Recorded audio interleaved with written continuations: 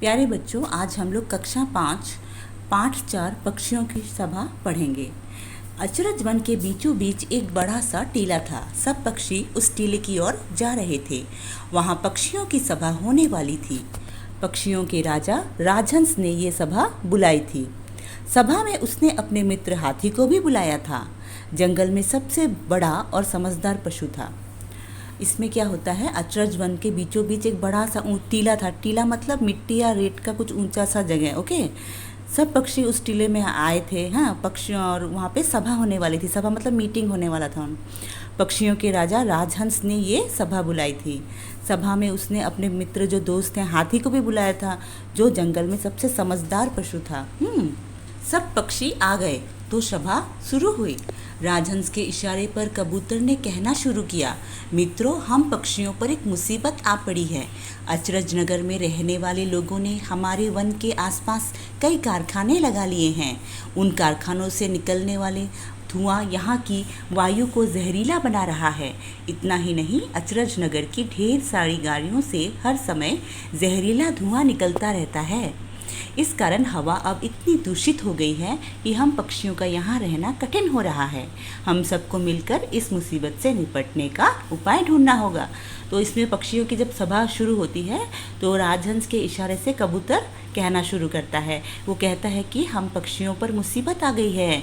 अचरज नगर में जो वन के आसपास में बहुत सारे कारखाने खुल गए हैं। कारखानों से जहरीला धुआं निकलता है और ढेर सारी गाड़ियाँ भी हो गई है। गाड़ियों से भी बहुत जहरीला धुआं निकलता है। इससे आसपास का जो वातावरण है वो बहुत दूषित हो गया है। इस कारण मतलब अभी यहाँ पे रहना कठिन हो गया है। तो वो बोलते हैं कि हमको इसका उपाय करना चाहिए कि हम किस तरह से इस मुसीबत को दूर करें। फिर क्यों ना हम किसी और वन में जाकर रहें, तोते ने सुझाव दिया। फिर तोते ने कहा, ठीक है, हम लोग किसी और वन में चले जाते हैं। कौवे ने कहा, हम सदियों से इस वन में रह रहे हैं, तो फिर हम अपने अपने घर छोड़कर क्यों जाए। बात उलझती जा रही थी। तब हंस के कहने पर हाथी ने कहा, भाइयों, मुझे लगता है कि हमें कोई ऐसा उपाय ढूंढना होगा जिससे इंसानों को अपनी गलती का एहसास हो जाए। तभी वे वायु प्रदूषण को कम करने के लिए कुछ कदम उठाएंगे। नहीं तो हम यहाँ रहें या कहीं और, इससे कोई फ़र्क नहीं पड़ेगा। तो इसमें क्या होता है, फिर कौवा कहता है कि हम तो यहाँ पे बहुत सदियों से रह रहे हैं, हम यहाँ छोड़ के क्यों जाए हम लोग।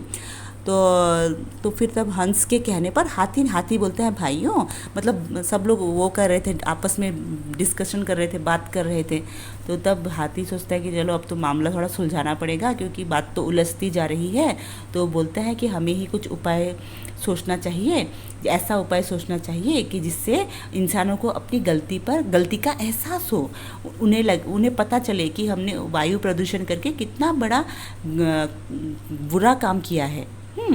नहीं तो हम यहीं मतलब यहाँ रहें, सपोज और हम लोग कहीं और जाएं तो कोई फ़र्क नहीं पड़ेगा, क्योंकि वो लोग उस जगह को भी दूषित कर देंगे। हाथी की भारी भरकम आवाज़ सुनकर सन्नाटा छा गया।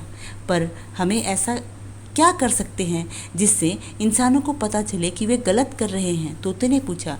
तो फिर जब हाथी ऐसे बोलता है तो फिर तोता बोलता है, तो फिर हम ऐसा क्या करें जिससे इंसानों को पता चले कि वे गलत कर रहे हैं।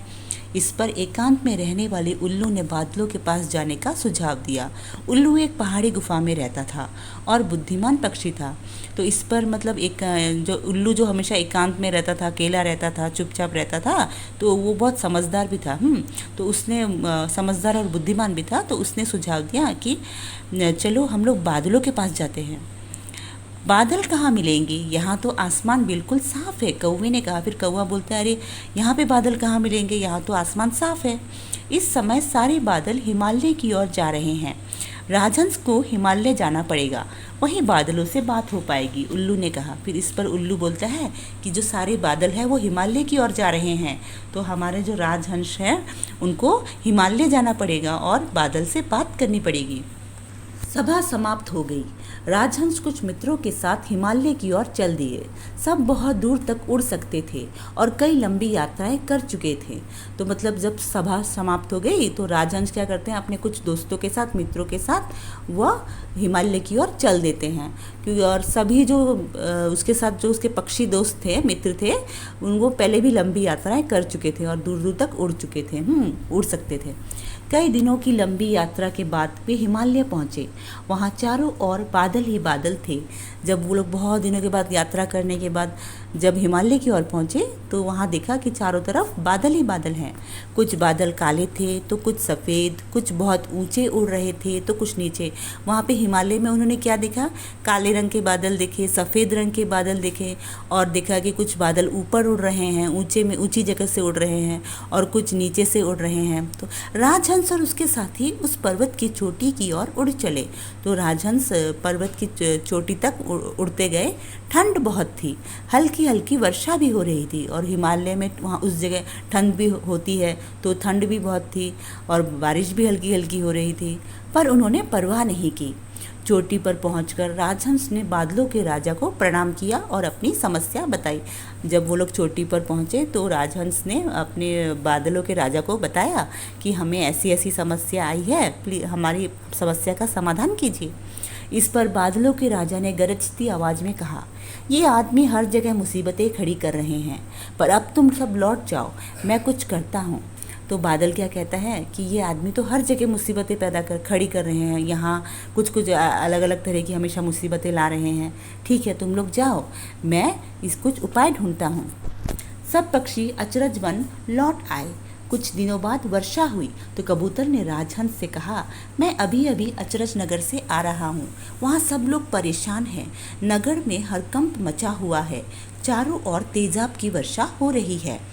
तो फिर उसके बाद जो पक्षी जो गए थे हिमालय की ओर, वो लोग लौट आते हैं और कुछ दिनों बाद वर्षा होती है। वर्षा जब होती है तो कबूतर आता है और राजहंस से कहता है कि मैं अभी अभी अचरज नगर के वहाँ से आ रहा हूँ। वहाँ पे सभी लोग बहुत ही परेशान हैं और आतंक मचा हुआ है, डर समा गया है सब में, क्योंकि चारों ओर तेजाब की वर्षा हो रही है, एसिड रेन हो रहा है।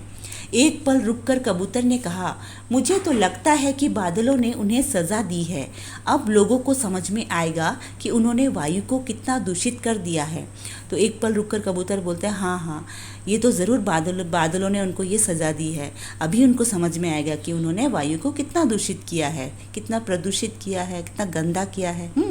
अब वायु को रोकने के लिए वे कुछ न कुछ अवश्य करेंगे। तो वो बोलते हैं कि हाँ, अभी तो मतलब उनको एसिड रेन हुआ है, अभी तो उनके आतंक छा गया है, तो अब ये ज़रूर कुछ न कुछ करेंगे, उपाय करेंगे।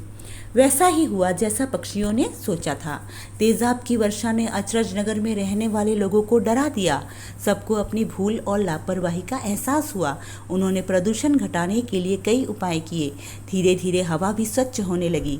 इस पर सब पक्षियों ने राहत की सांस ली। तो जैसा पक्षियों ने सोचा वैसा ही हुआ और तेजाब की वर्षा ने अचरज नगर में जो लोग रहते थे वो लोग डर गए उससे। सब मतलब सबको वो एहसास हुआ कि हमने कितना बुरा काम किया, हमने कितनी लापरवाही की प्रकृति के साथ। उन्होंने प्रदूषण घटाने के लिए इसके बाद उन्होंने कई उपाय किए और धीरे धीरे वहाँ की हवा भी स्वच्छ होने लगी। इस पर सभी जो पक्षियाँ थे वो बहुत ही खुश हुए, उन्होंने राहत की सांस ली।